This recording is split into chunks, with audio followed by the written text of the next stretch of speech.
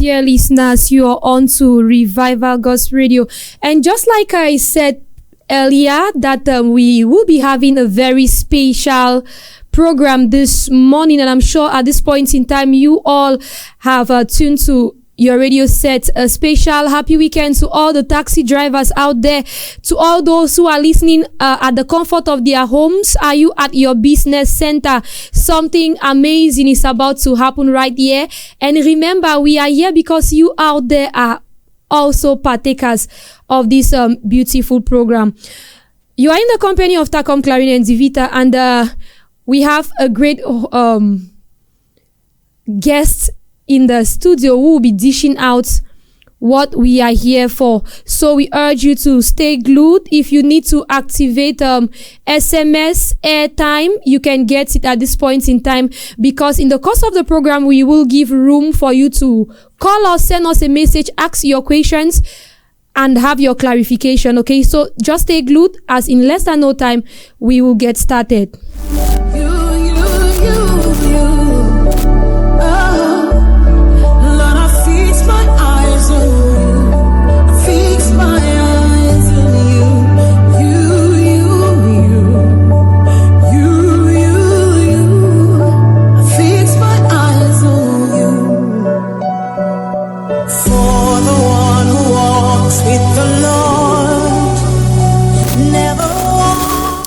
Welcome back, dear listeners. You are still on to RGR FM 105.5. And this morning we will be looking at health. Yes, remember, health is wealth. And if your health is broken, you can barely do anything to help yourself.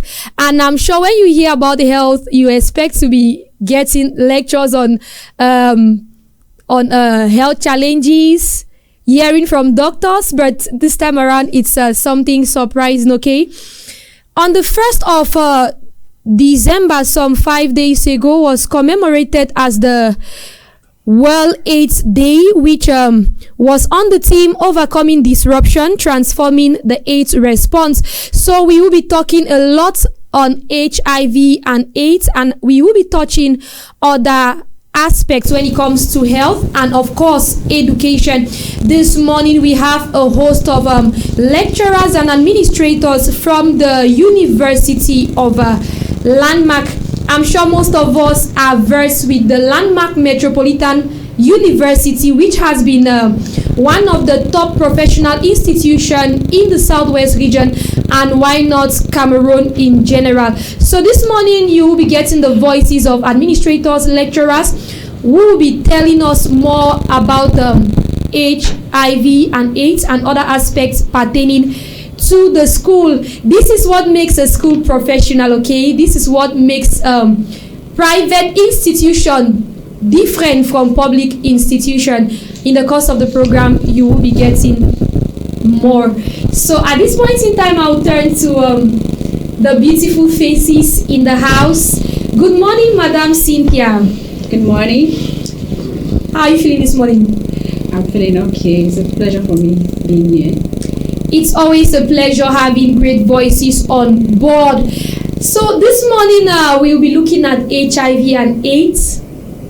I'm sure you are ready, because a lot of people are going through hell out there, and some are like, do people still talk about HIV and AIDS?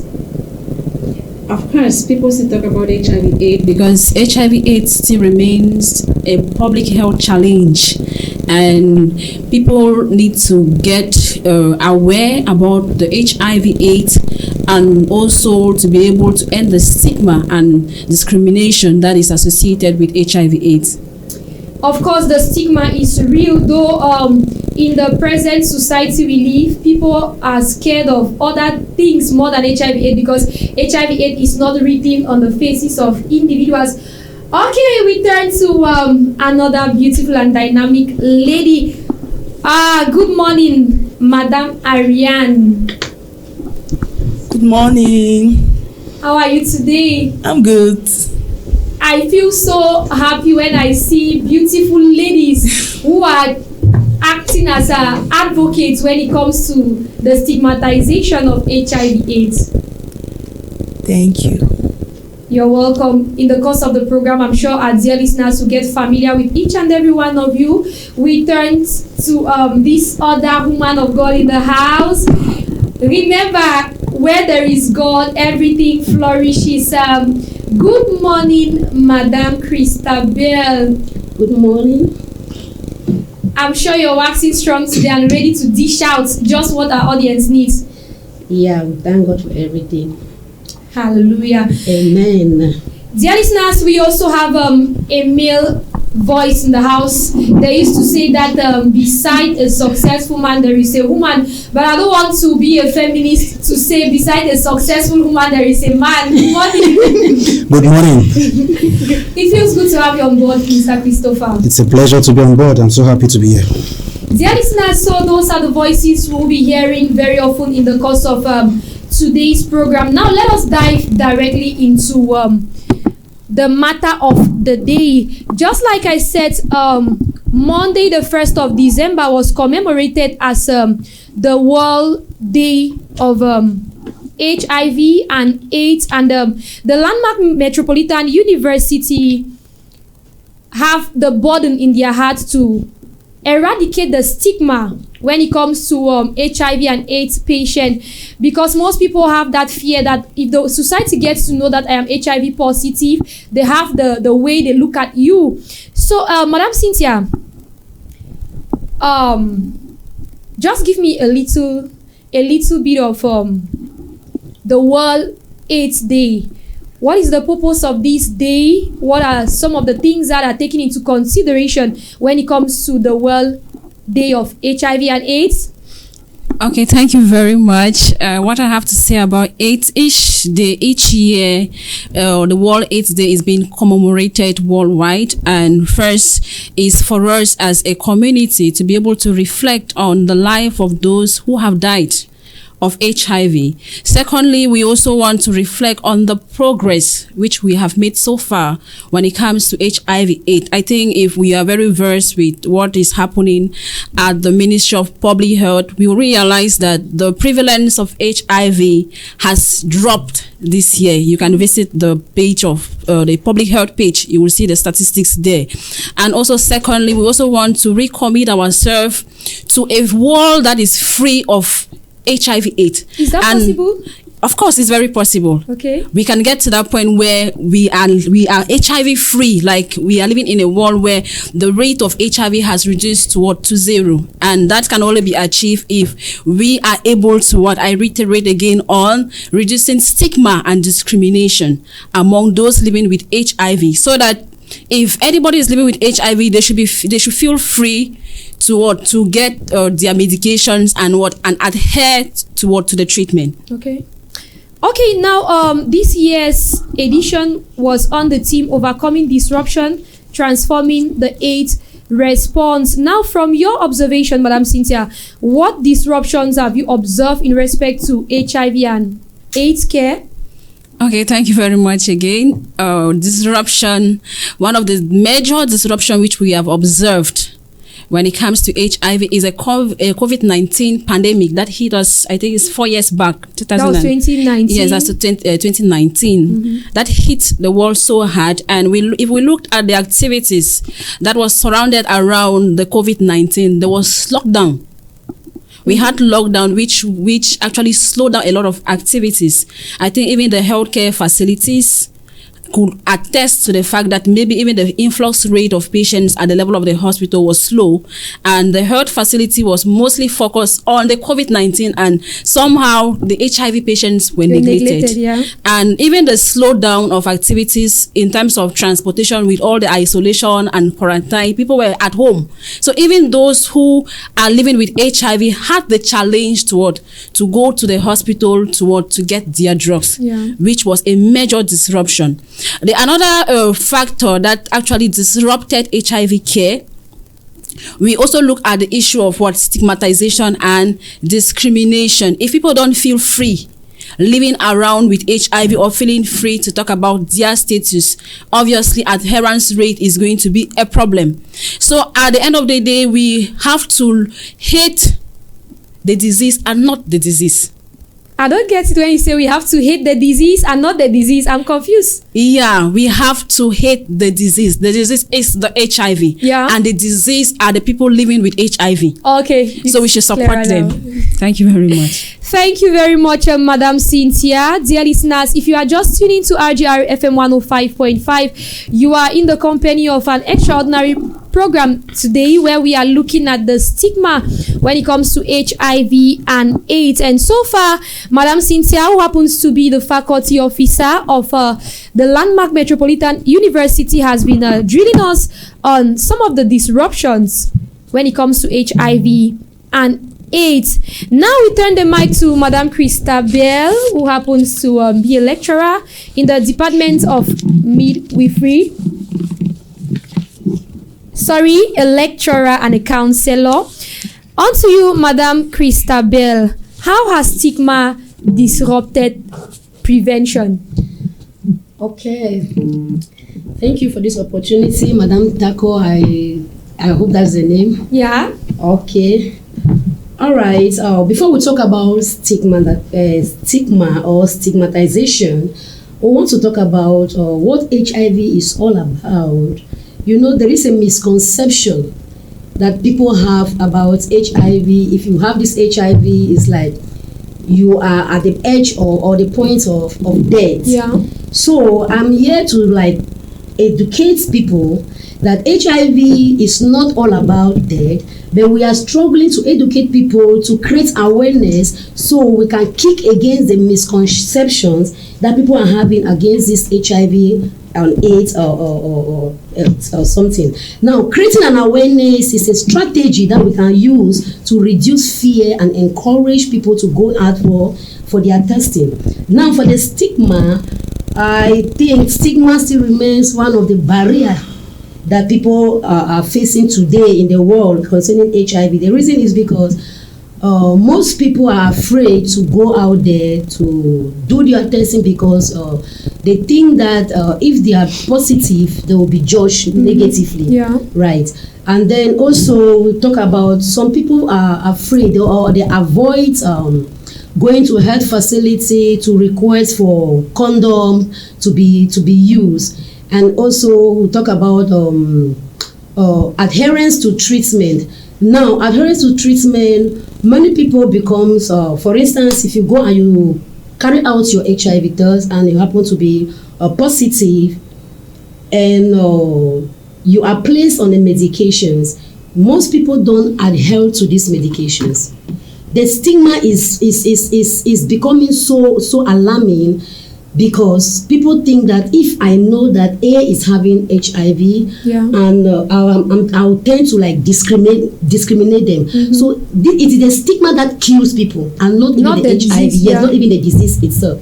So we are here to encourage people that stigmatization should be wiped out. Why we show love to those who have HIV and also encourage them to continue their medication and not become a defaulter.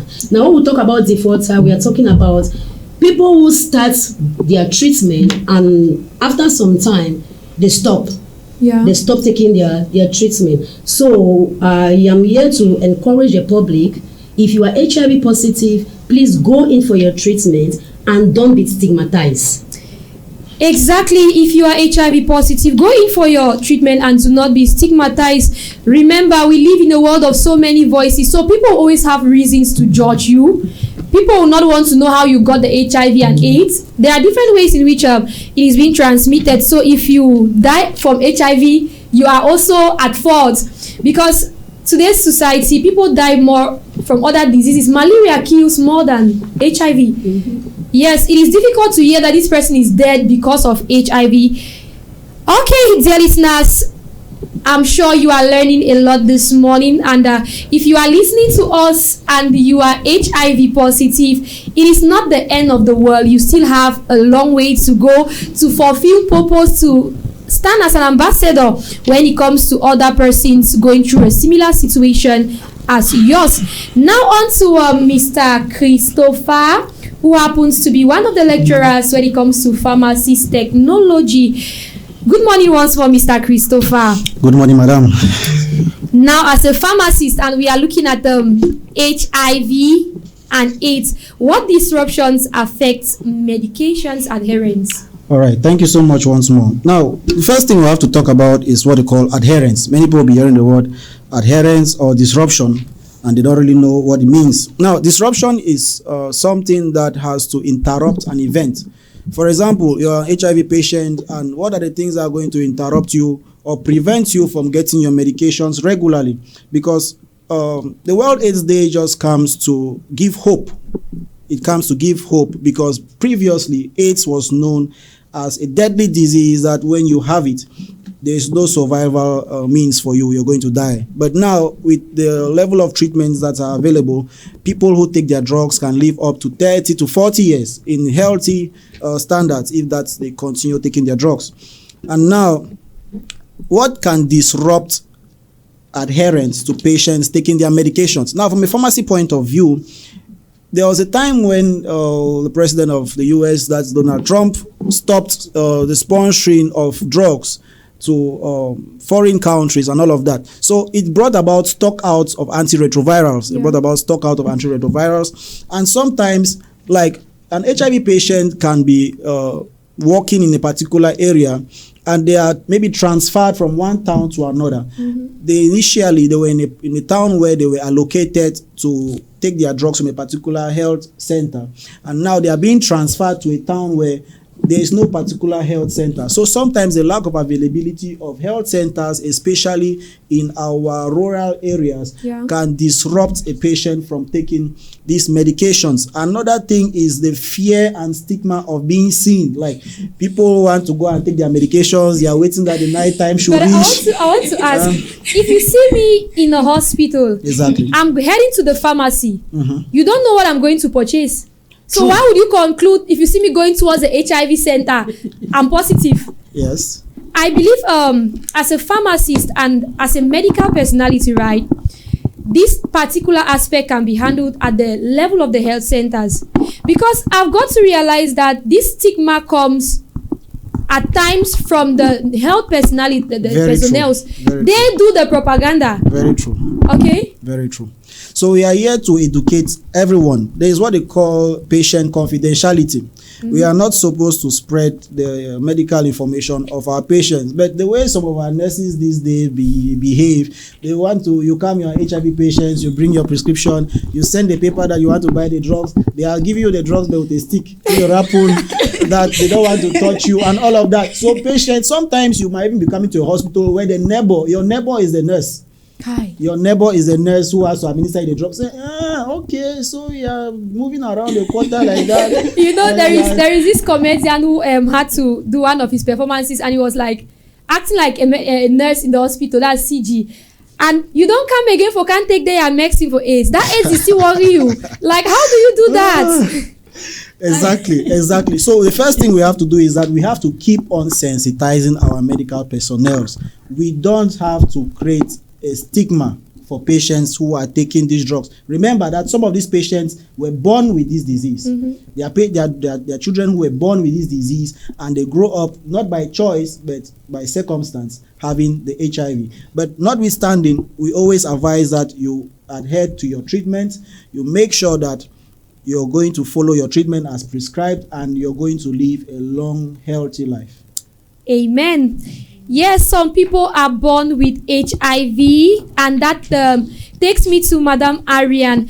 When we look at the pregnant women when it comes to HIV and AIDS, Madam Ariane, how about disruptions in maternal prevention? How can a pregnant woman manage with HIV/AIDS, give birth to your children, and they are negative? Okay, thank you very much. So firstly, I want to highlight on emphasis related to antenatal care, because a lot of women neglect it. They don't know the importance of going through antenatal clinics. The main goal of antenatal clinic is to reduce the rate of mortality and morbidity for both women and children. Going through this antenatal clinic, not just the HIV, even other diseases can be detected early, prevented, or treated. Yeah. So now, so as I said, most of the time, this maybe pregnant women they skip, because let's say okay, pregnant women the process is 9 months. That is in 3 trimesters. They don't know maybe how often they need to be going. I can say okay, let's say that for the first trimester, you need to do at least 2 antenatal clinics, which is very important. And each time that a pregnant woman is coming for antenatal clinics, no matter the number of times, even if it's 10 times, the first thing that we are always going to be asking her is to do the HIV test. Yes. Yes. From that test now, further let's say procedures can be done. So we counsel those women early enough. We tell them about the HIV itself. We tell them how to prevent it. Tell them about the signs and symptoms. And it's not like back then that HIV was really an issue. Was terrifying. Well, it was terrifying. You were seeing even movies about it, left, right. So now you can even see someone that is very huge, bulky, but the person is having HIV. Healthier than even somebody who is free from every disease. Of course, definitely. So we offer HIV testing at first contact and provide immediate treatment with correct care of risks for babies. And at that first contact, it helps because just doing that treatment, in fact, just doing the HIV testing, you can reduce the fact of transmitting the HIV even just 1%. Even it is just 1%, because as I said, doing that first contact or coming through the antenatal, that's the ANC, you are preventing the transmission from mother to child. Thank you very much, Madam Arian. I'm sure there are a lot of pregnant women out there who find themselves in communities where they are not exposed to some of these opportunities. For example, if you go to places like Ekona, Moyoka, those deep villages around that area where these women barely go for antenatals. A lady can be pregnant throughout 9 months and she does echography just once, maybe towards her last trimester. How do they get to prevent it? Is it that there are times campaigns are carried to those suburbs, sensitizations are being done, or how do they manage it if you find yourself in that kind of a locality? Okay, thank you for the question. So most of the time, not just this HIV, there's maybe the HIV, it could be the malaria. Most of the times, health programs are being arranged. For example, like this, our school which organized this HIV, this World HIV Day. Yes. So we're testing, and the fact that, in fact, when we're organizing ourselves, maybe we even ask students to be going through the roadside, not just be focalized the school staff or students. Yeah. Let them be walking through the Malingo, the checkpoint, going through my 18, because maybe we are doing the test, people are not even aware that we are doing. So the fact that okay, I take the decision that we're going around this particular area to inform already the population, that's already a lot. Because what is also killing someone is when the person is not knowing what to do, or maybe he has not even heard of what to do. Okay, thank you very much, Madam Arian, for that beautiful lecture. Dear listeners, you listening to us this morning, I'm sure you are learning a lot and you are going to be an ambassador of change. You are in the company of Takom Clarine, with the landmark Metropolitan University lecturers and administrators who are here to sensitize us more when it comes to HIV, AIDS, and other health aspects. Before we take a jingle break, Madam Cynthia, what were some of the activities that the landmark university used to commemorate the World AIDS Day? Okay, at Landmark Metropolitan University Institute, that was on the 3rd of December 2025, we had a series of activities at the level of the campus, that's Campus B, towards my 18 junction. We carry out the activities. We sensitize the population on what HIV was all about. We did free health screening for HIV and AIDS. We also did free screening for hepatitis and syphilis. And we had a lot of counseling sessions to educate people on what this HIV is all about, on how to prevent it, and also to help people support those living with HIV. And that will go a long way to reduce the stigma among people living with HIV. We also want to thank the Delegation of Public Health, because they have always been in fact, they have always supported us, or we have always collaborated with them to want to carry out this activity, because it's not easy to do those screening are free, but they are not free in the sense of free, because someone is paying for those services somewhere. So we want to also appreciate the Delegation of Public Health for supporting us and for the collaboration. That was a great one there, Madam Cynthia. Indeed, the Landmark Metropolitan University is doing a great job out there, not just as a school, as a university, but also as a health facility. Yes, and as you heard from the lecturers themselves, there are times students are sent out to carry out these different activities. So students of Landmark University are benefiting a lot. If you are not in Landmark University, you are missing out a lot. Dear listeners, let us catch our breath. When we come back, we will continue with the program. Yo, I got Jesus on my mind. This got me thinking. It's the end time. This got me thinking. Yo, see, there come a time when things feel strange. Life goes round like a maze, and the fake will be seen like it's regional, causing everybody run around like it's physical. Two in the bed, one will be taken, some in the car, some elevating. It could be rainy, it could be sunny, it could be when your dad is calling or mom is cooking. See, if you believe in the Most High, body flying in the sky high, you ain't believe in the Most High. Hellfire, hellfire, hellfire, hellfire. I remember Revelation in relation to end time tribulations. Believe me, we're living in the end time. It's high time you follow the Most High. The name of Jesus can set you free. This is the end time, everyone believe. No other power can set you free. This is the end time, everyone believe. The name of Jesus can set you free. This is the end time, everyone believe. No other power can set you free. This is the end time, everyone believe. See, life out of scene is a Christ-like. Live like Christ in your lifetime. Shine on the hill like a bright light. Announce the Most High. Cause one day your body will be put in a casket, isolated in a place called grave. One day the person that you seem to love the most will wipe their face and turn and walk away. One day the fly, the termite, the maggot will come again, but your body cannot shake. One day the title will be added to your name late. Nobody gonna be your grave mate. Hey, be right, live right, make your way straight. I'm a stranger, heaven is my home. Believe me, we're living in the end time. It's high time you follow the Most High.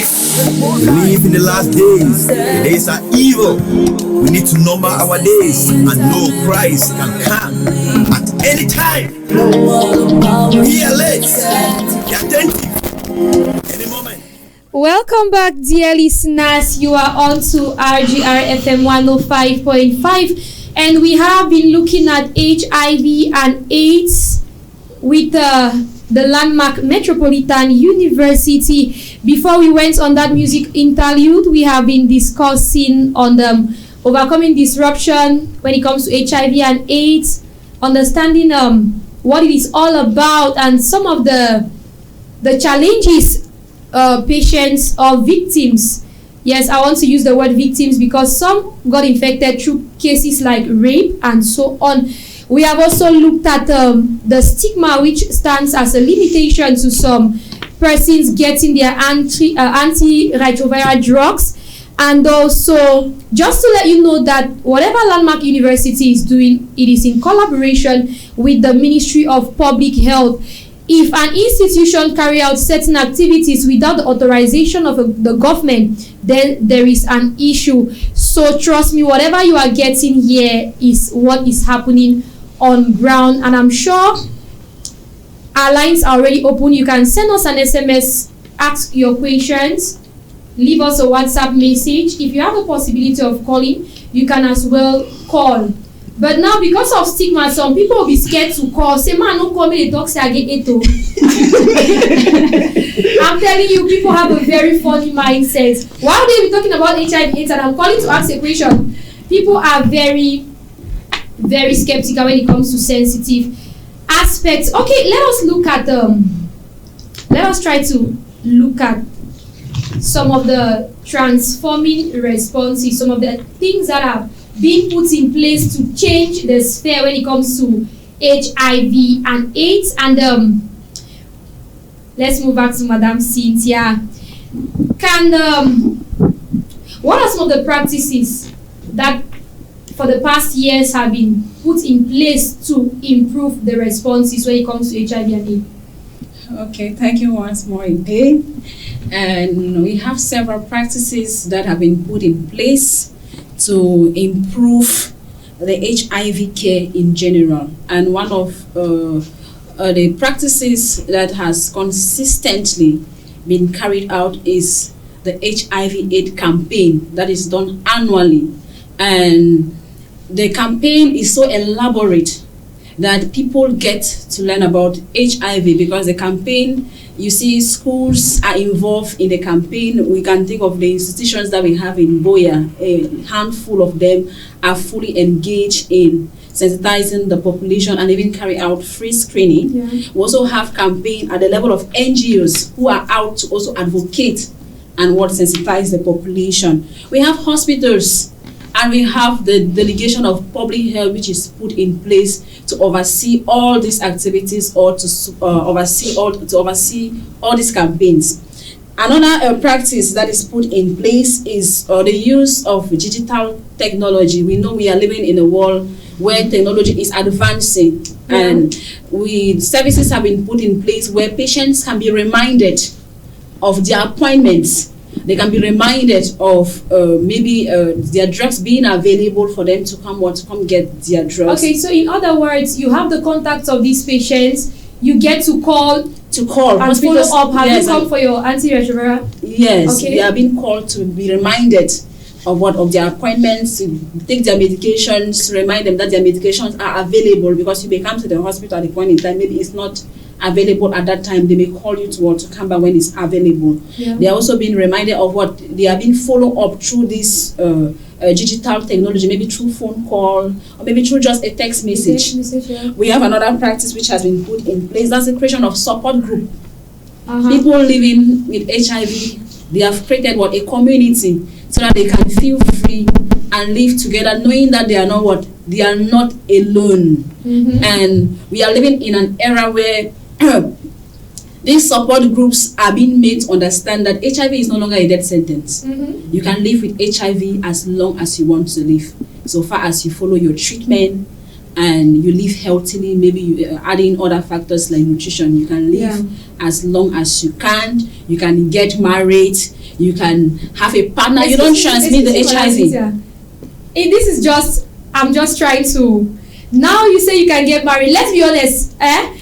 If you have to get married to someone today and he openly tell you that I am HIV positive, will you pull along? Obviously, I will pull along. Looking at the level of how I am, if I'm looking at the level of being aware of HIV and getting an understanding that I know that I can actually not transmit the HIV virus to my partner if I'm adherent to my drugs. Because you taking the drug, in the long run, the viral load drops, and you cannot transmit the virus to your partner. As well as you can also give birth to children free of HIV, if you can follow some of the advice that our midwife here said. If you follow your antenatals, you go for your ANC, and maybe you're tested early enough, and you follow your your protocol, because when you are diagnosed as a pregnant woman, there's a protocol which you are being placed under for you not to transmit the virus to your child. And even when the child is born, the child is also placed on the protocol, and that can be confirmed. I think it's after 18 months of birth. We can actually declare a child being free of HIV. So it's just left around you being tested early enough and following your treatment. Okay, Madam Cynthia, you made mention of the creation of support groups, which is very important. You know, when you are aware that I am not alone in this fight, it gives you more strength. But I'm sure there are still some persons out there who do not know more about this support group. So if there is a patient listening to us, how do they get to link up with these support groups? Okay, they get to link up with these support groups at the level of the hospitals. Okay. When you are diagnosed, you are being added to that support group where you live together as a community, and you are being encouraged, and maybe information being shared. People share their testimonies on how they have been living with HIV for years, how they have been adhering to their medication, and they're living well. Some may even testify of how they even, to the people that they intermarried even among those social groups. You can meet a partner who lives with HIV, and you are with HIV, people get married. Thank you very much, Madam Cynthia. You know, I myself have been a little bit scared, but with this sensitization coming from you, there is hope. Okay, let us turn to the gentleman in the house. Mr. Christopher, you being positioned at the pharmacy where you get to receive these patients every day, you get to know some of these patients one-on-one. What are some of the aspects that the pharmacy has put in place when it comes to transforming the responses? Okay, now when it comes to transforming the responses, we have things that we do to make sure that patients stay adhered to taking their medications. For example, the first thing we do is patient counseling. Patient counseling, like there is this theology that people just feel like every drug should be taken with meals. That is not the case. There are some drugs that when you take with food, it reduces their absorption, it reduces their bioavailability, which is the amount of drug that gets into blood. So in the pharmacy, we try as much as possible to counsel our patients, to educate them, to make sure that they take their drugs, and not just take their drugs, but take them correctly. We also make sure that every time we receive a stock of drugs, antiretroviral drugs, we do some sort of quality control to ensure that they are correctly made and that they are original, that they do not make them behind Kumbarot or something. Exactly. They are not made of cassava starch and all of that. So we do some sort of quality control to ensure that what we are giving to our patients is authentic and original. And we also make sure that these drugs are stored properly. We don't just store them anyhow. There are some of them that require cold chain. So we store them in the fridge at a certain temperature, and we keep them on the shelf well arranged and properly organized, so that it happens that some of them are maybe ampoules or tablets. They should not be broken while we give to the patients. In that case, it has lost its potency. So we make sure that we do proper storage, we do quality control, and we educate our patients on how to administer these medications for optimal effect. Okay, now if we look at the supplies of these drugs, how do you people manage with shortage? Is there a point in time where you get to experience shortage, and how do you manage it? Yes, of course, there are times when shortages are experienced. But now, when a shortage is experienced, now these patients have a program. Yeah. They have a program. It's not like they come every day. They have a program where they come and take drugs which can last sometimes for a month, sometimes for 3 months. So usually we know the periods for which they are expected to come receive their drugs. So we always make sure that those drugs are kept in stock. There's always what they call security stock. But it happens that once in a while this security stock runs out, and we always have contacts with the delegation of public health itself. We also have contacts with some NGOs. We also have contacts with some other hospitals that we can always get in contact and say, okay, we need this amount to serve this particular purpose. So I don't think there's a matter of patients not being able to get their drugs is a problem. At every point in time, they can always get their drugs if they come to the hospital. Okay. Thank you very much, Mr. Christopher. Dear listeners, do not feel reluctant. If you know somebody who is HIV positive, all you need to do is to encourage this person to keep up with their treatment. I've seen situations where somebody who have been consistently taking the drugs suddenly realized there was no longer HIV in her system. Like, it was not as if she went to a church and they lay hands on her and casted it out. It was consistency. Very true. So if people get to understand that they can, if you are still young, before you get to your mid-30s, 50s, it should have died down on its own just from the drugs. Now, let us turn back to Madame Ariane. We know how pregnant women operate. We know these women can really be annoying, even when it comes to something which is for their own benefits. Yes, because truth be told, pregnant women tend to neglect a lot of things, and they'll tell you that na so belle woman dey. When na they pikin say man no comot, they pikin say I don't know how they do it. Now, if we look at the previous years and the 2025 report, have there been a positive evolution when it comes to pregnant women and HIV? Yes. Okay. So I want to also emphasize on the fact that, still related to the antenatal care, most of the time when you are going for antenatal clinics visits, we also encourage those women, those pregnant women, to come with their partners. Yeah. Family, if you have a partner, a family member, it could be your mother, it could be your sister, your brother, cousin, and so on. Or if you have that one particular friend, because there are certain things that you can be talking through the antenatal clinic and you forget about it. Yes. But at least if you're having your partner, you remind you. I'm emphasizing on the partner because it's even the partner that can be reminding you that it's time to take your medication. Mm-hmm. It's time to drink. It's time to it's time. So it's very, very important. So it has really been improving. I said related to the previous years, and also thanks to technology. Mm-hmm. As you are also doing like this, someone can just decide to maybe post on a platform such as Facebook or Instagram, Twitter, TikTok, and so on and so forth, and that's how everybody is aware. Yes. And also, if that person is part of these support groups, I'm sure it also stands as a reminder. Yeah. Thank you very much, Madam Ariane. Dear listeners, we have some 7 minutes to the hour, 10 a.m. And of course, we are still talking about HIV and AIDS. We are looking at some of the responses, how HIV patients get to interact in the society. Now over to our woman of God in the house, Christabel.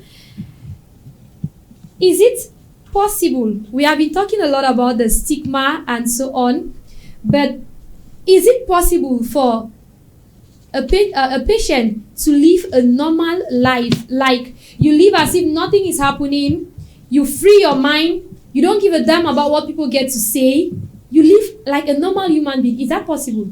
Yeah. How do you do it? Okay.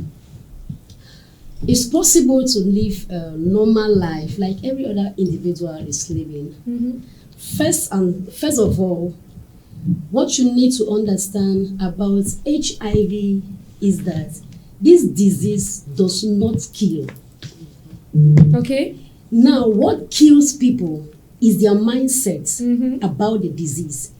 Now, the name HIV is just something that is just big, but when people get tested and the result is positive and they adhere to their medications, like my HOD just said, the medications that WHO is giving helps to suppress this virus so that the thing does not spread into your system. Yes. So HIV, people can still live with HIV, healthy, make families, and now, what are the things that you need to do in order for you to live healthy? One, you're adherent to your medications.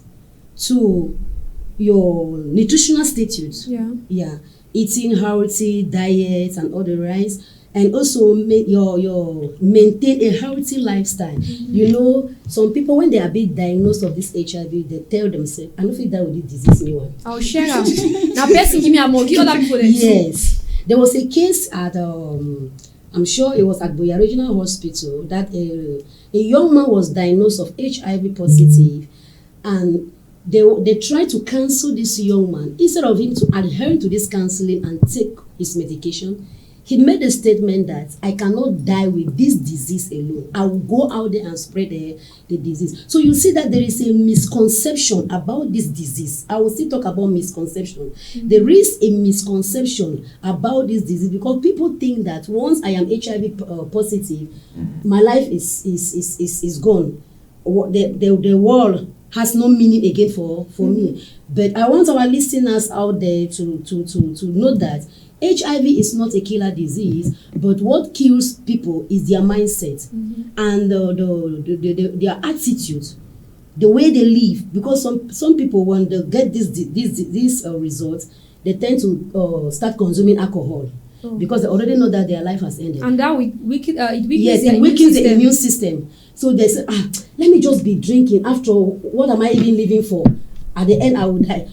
People can still live with HIV even at the age of 80 years old. Possible. Once they adhere to their medications. So adherence, I would say, transforming the AIDS response require creating a safe space where people can be respected, supported, and avoid being judgmental. Because most of the time we tend to judge people negatively. Because I am HIV positive does not mean I was a prostitute. Yes. Yeah. Because there are other means where we can get this HIV virus. So we should not tend to judge people wrongly simply because they have been tested HIV positive. And I want the public to know that even if you are HIV person, you can still live healthy and have a family. Wow. Amen. So do not go and traumatize somebody's daughter or somebody's son because the person is HIV positive. Over to Madam Cynthia. You've talked a lot about couples and you can get married even if you are HIV positive. Now, can HIV be transmitted through kissing, sharing food, touching, sweat glands? You know that this stigma like this is not easy. It's not easy to eradicate this stigma. You might be in a taxi with somebody, you are aware that person is HIV positive, the person is all sweating and not near me, don't come closer. Like, is it possible for transmission to be done through those mediums? No, the answer is no. HIV cannot be transmitted through touch, through kissing, or through even interaction. HIV is solely blood transmitted. It means you have to come in contact with blood. Some people will even say HIV can be transmitted through sex. At times we may want to differ a little bit. If the sex is not that rough, where maybe you sustain a tear or maybe you have an injury, there is no way you can transmit HIV even to your partner. Okay. So it's solely blood transmitted, blood contact. Yes, it is solely blood contact, please. So do not get to scare people away from you. If you are HIV positive, learn to interact with the community. Learn to know the kind of food to eat, the kind of lifestyle to engage in. Now, still in respect to this HIV, can a woman with HIV give birth to a baby who is negative? I'm sure Madam Ariane has answered that question already. That it is the chances of a pregnant woman giving birth to a child which is positive. Yes. Madam Cynthia just made mention of something. If it's blood contact. Now, if a pregnant woman manages the 9 months to take her treatment, and in the course of delivery, something somehow happens, and maybe the blood of the child and the mother comes in contact, is it possible that a child who has gone through 9 months in the stomach without HIV in the course of delivery is infected? Yes. So, I said firstly, the different modes of transmission for maybe to transmit the HIV from the mother to the child. So firstly, there is during the pregnancy itself. So when the mother is not properly taking her antiretroviral therapy, she can transmit the HIV to the fetus, because when she's still pregnant, it's a fetus. Yeah. So that's why I'm also always emphasizing on the issue of it's very important to have someone by your side to be maybe reminding you of the medications should be taken. Then now the child can have it through delivery. Yes. So now how doing delivery? So maybe at the process of the delivery, it can happen that the woman has a tear. Mm-hmm. It happens a lot. It Yes. happens a lot. So at that moment, mostly what is even done for delivery of when you do delivery of HIV patient, the first thing that, in fact, we always bathe the baby. We always bathe, like, so that fluid, that blood, because as Madam Cynthia has highlighted, it's mostly through that contact of blood. Mm-hmm. So it could happen that maybe the child is having a wound, or the mother itself. So during that delivery process, because the child is exposed to all sorts of fluids, so it's very important to always bathe the baby directly Immediately after birth. Yes, immediately after birth. Then now another mode of transmission is after the baby is after in the the course of delivery. breastfeeding. No, after the birth, after the delivery. Okay. So the infant is given prophylaxis. So most of the time, we advise those women to do formula feeding. You can breastfeed, but when you are doing the breastfeeding, make sure that you are taking the antiretroviral therapy. Now, if in case maybe, okay, you are over breastfeeding, and then now you suddenly have a wound or a crack. Yeah, because that happens to most women when at the few weeks of just giving birth, maybe the breast milk is not flowing, the baby is forced to drag, and you discover there are wounds around the nipple. Yes. And blood will definitely. Yes. So at that moment, that's why as you are an HIV positive woman, you must always be very careful. So at that moment that you just notice a wound or a crack, you don't breastfeed that child for that period of time. Wow. That's what we're always advising them, that best of choice is do that formula Honestly, method. I think that's the best alternative. Don't even go through the risk of. Yes. Yeah. Yes, that's it. Indeed, everything is possible with technology these days. There are some women who want to even respect the 6 months breastfeeding exclusive as breastfeeding. recommended by the hospital. I think there is this electronic device that they use to extract breast. You can as well use that to avoid maybe the contact. Okay, dear listeners, I'm sure you are you are learning a lot this morning. On to you, Mr. Christopher. There are some persons maybe they feel like, I have been in this field for too long. We are the autontons when it comes to know-how. And you feel like, I'm healthy, I'm fine. What's the essence of going to the hospital every now and then to do a test? I already know that I'm fine. I'm a carrier, but I'm healthy. So how do you get to convince some of these people who feel like they are fine to still keep up with their tests? Okay, now it's very important. You know, most of us, especially in Africa, we have the notion that if you don't experience a sign or a symptom, now signs are the physical things you can see, meanwhile symptoms are the things you feel. Most people don't go to the hospital unless they feel maybe a pain or a discomfort in their body.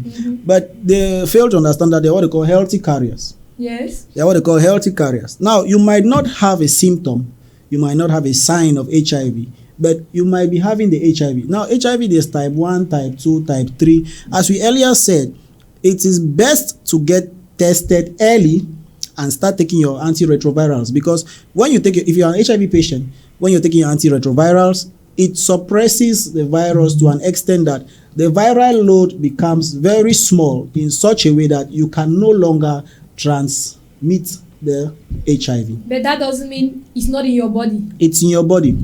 But the essence of this team is to try to minimize HIV to that extent until it's completely eradicated. If everybody takes their medications to the extent where the HIV cannot be transmitted, the viral load is very small and it cannot be transmitted, I think we will get to a point in this life when HIV is completely eradicated. Now, for people, it's very important to get tested very early.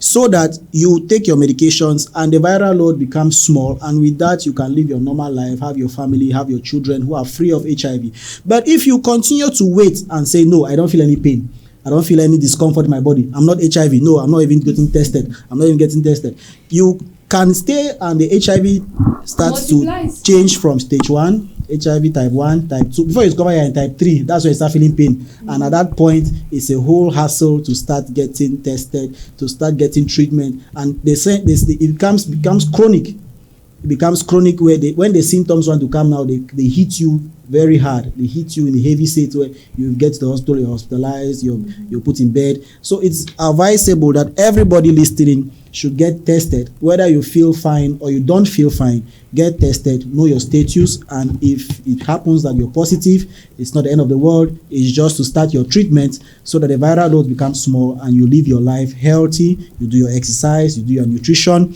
you live your life healthily. Thank you very much, Mr. Christopher. Dear listeners, we will soon be wrapping up with the program, and I'm sure you have heard it for yourself. You must not sit back at home, you feel healthy, and you fail to do your HIV tests. That is why when you get to the hospital, one of the tests that you run, even if you are going for malaria, typhoid, whatever, HIV test must be included in the general tests. Exactly. Just like Mr. Christopher said earlier, even if you are a carrier, it is not the end of the world. These antiretroviral drugs are not even expensive. It has been moderated to the level where everybody can afford it. There are even people who get to give it for free during campaigns. So always grab this opportunity. Dear listeners, let us catch our breath. When we come back, we will be looking at Landmark Metropolitan University. They have talked a lot about HIV and AIDS. Now let us get to see who is Landmark. What is Landmark University all about? Just stay glued to your radio sets.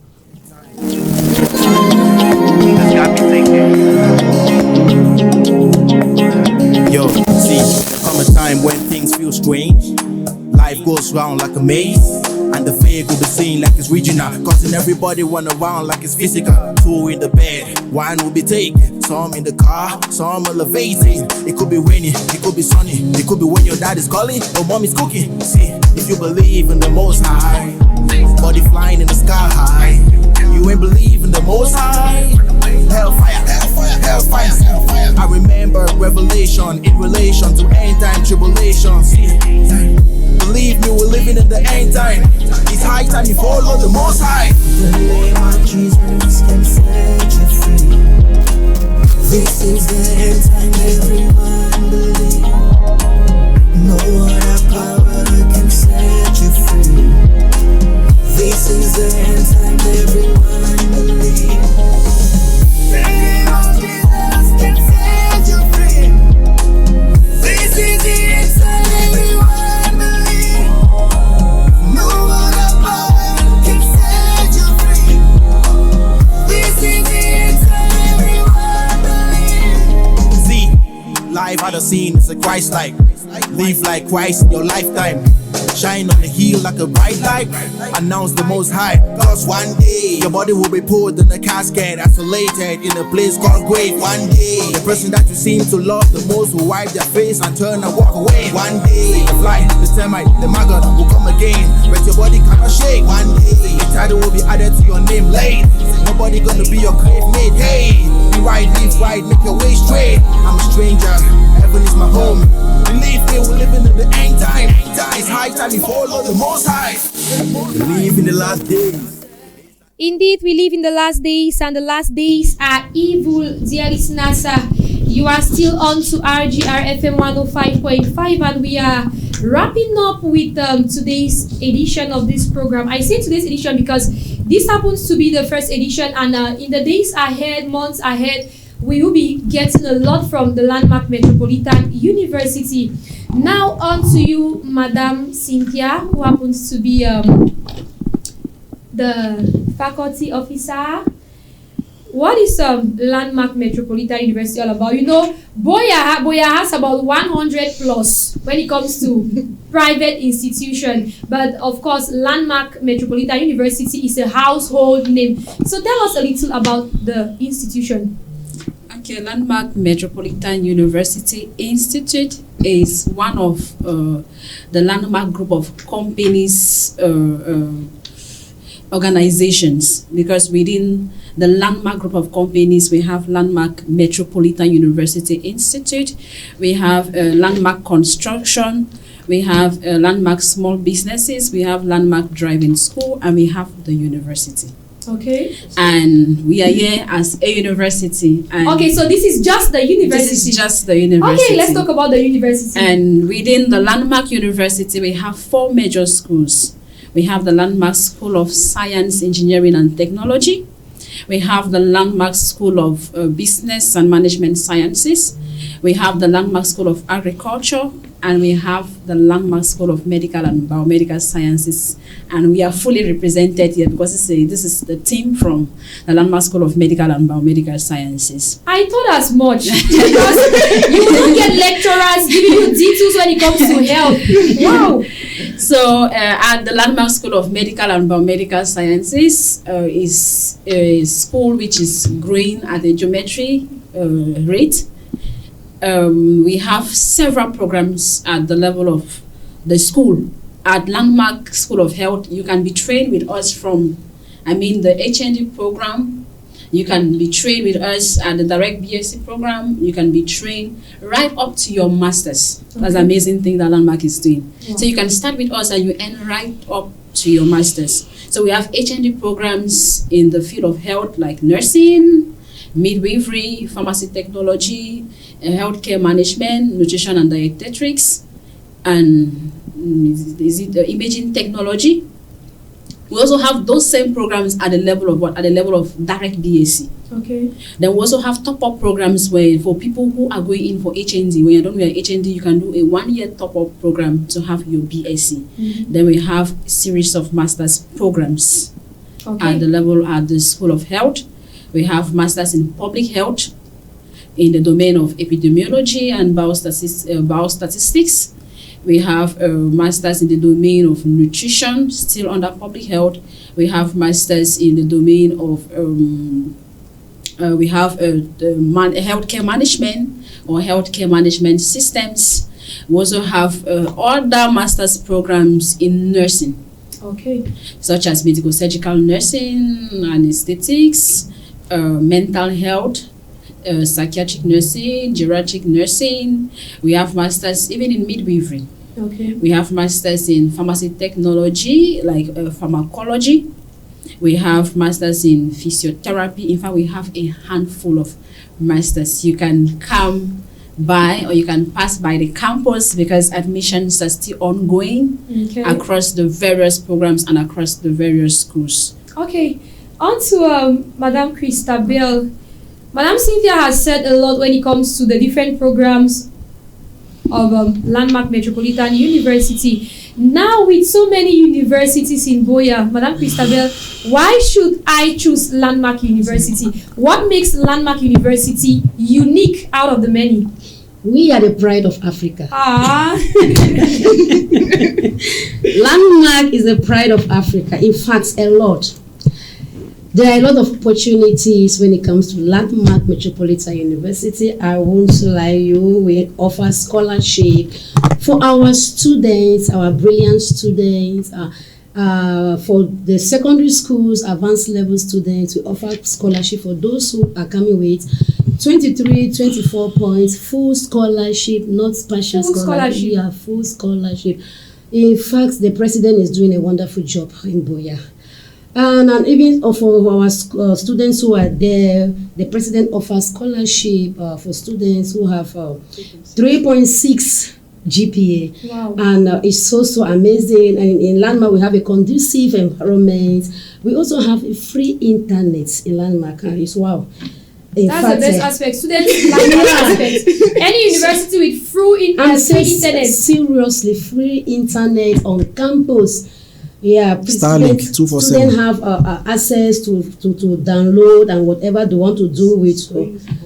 And then we have screens in the halls and all the rest. We have elaborated laboratories and for the engineering and for the biomedical. I am talking to all those who are listening to us out there. Landmark has a lot of facilities that will make students comfortable, and that will make students to choose Landmark. Okay. And also, we also have a driving school in Landmark. We also have Landmark Entertainment, that's talent show. Yeah, that student comes and they showcase their talent. So that Landmark gives opportunity for their, and also Landmark offers job opportunity for their trained students. So it's possible for students to be integrated into the system as yes, well? We definitely have a lot of students who graduated from Landmark, and Landmark has integrated them, and so they are working with us. That's beautiful. Yeah, so I want to say to our listeners out there that the president of Landmark, Prof. Lega Simon, is really doing a great job in the municipality of BUEA. Of course, just the waves that Landmark University is creating in BUEA, it's enough evidence. On to you, Mr. Christopher. Still looking at the Landmark Metropolitan University. How does it operate when it comes to fee payments? How much is the school fee? I know that different departments varies. And how many installments? Is there financial pressure on? Thank you so much once more. Now, when it comes to fee payment, there are a lot of things that are taken into consideration depending on the level you're going in for. And the fee payment is very flexible. That is 2 installments. And now, we don't just talk of fees pertaining to school. We also have what they call Landmark Wonder Estate. That means we provide housing for the students. We provide good education. Now, we live in a society where there's education everywhere. But what makes Landmark different? We emphasize on practicals a lot. It's not just what about you to know, but what can you do? And that is why we even have students this year who left from Landmark University who had 25 points at advanced level, came to Landmark University, we gave a full scholarship, did all her training, and she later on, she won a scholarship to go to Harvard University in the United States of America. It's only a Landmark where you leave from Landmark and you go to Harvard. It's only here. So we don't just offer training, we offer housing, we offer training, we offer a home for our students. So is the hostels limited just to Landmark students? No, not just to Landmark students. I also book a room. Now, we have more than 100 plus rooms, studios, apartments. Okay. So it's open to the whole public. But with Landmark students, they have an advantage that they're given a discount when they come to stay in our hostel. Okay. If I get to recommend students, what's my benefit? For sure, there's when you recommend a student, there is what they call a bonus, a referral bonus that is given to the person, which stems from 20,000 upwards, depending on the level of recommendation you gave, whether it was an HND or a BSc or a master student that you recommended. So if you can imagine that you have recommended HND student, you recommend 5 HND students, that is 20,000 times 5. You already know how much you're getting. In fact, most of our students pay their fees from recommendations. Exactly. Yes, they pay their fees from recommendations. And so that's the beauty of Landmark. Wow, indeed. Those are very lucrative opportunities. And if you are listening to us this morning, dear listeners, maybe you're still contemplating on which private university you should send your child to. You have heard for yourself the benefits. So Landmark Metropolitan University is highly recommended. Over to you, Madam Cynthia. In your last words, I'm sure Landmark should be planning a very huge matriculation and graduation. You know that we like anywhere eating, jubilation. This festive period, we are there. Okay, Landmark matriculation and graduation comes up on the 18th of December 2025 at our main campus, Campus B, towards My 18 Junction. And the activity, the graduation and matriculation is going to be massive because Landmark Metropolitan University is going to be dedicating its Wonder Estate, which is just beside Landmark. And it contains, I think, it's more than 150 rooms with studios. Wow. So everybody is invited. And to conclude on HIV, I would say, know your status, get tested, and hate the disease and not the disease. Thank you. Hate the disease and not the disease is the watchword, dear listeners. Thank you so much, Landmark Metropolitan University. It's been 1 hour plus of grabbing a lot when it comes to HIV and AIDS. Dear listeners, today you have heard about HIV and AIDS. Tomorrow you will hear something different because Landmark is a university with so much innovation. They keep innovating every now and then. Thank you so much, Madam Cynthia. Special thank you, Madam Ariane. To our pastor in the house, Pastor Christabel, it's an honor having you here. And to Mr. Christopher, thank you all so much. I'm sure in the days ahead, we will be having a lot of collaborations. Definitely. So, dear listeners, in case you need to get connected to Landmark Metropolitan University, you can always get to us through 681-386-680. And I'm sure Madam Cynthia also have some contacts, which you can contact them through 653-965829. We also have 672-339-570. Okay, can you give us the names of your social media handles? We have Landmark Metropolitan University on TikTok. We have Landmark Metropolitan University on Facebook. Okay, so Landmark Metropolitan University, just check it out and see the evidences for yourself so that you don't get to feel like we are blabbing. So, dear listeners, at this point in time, we will take leave of you from the program, but not from the radio. So, we urge you to stay glued to RGR FM 105.5. I have been your humble host, Takom Clarinet Vita, saying thanks for staying tuned. No other power can set you free. This is the answer everyone believes. See, life at the scene is a Christ-like. Live like Christ in your lifetime. Shine on the hill like a bright light. Announce the Most High, cause one day your body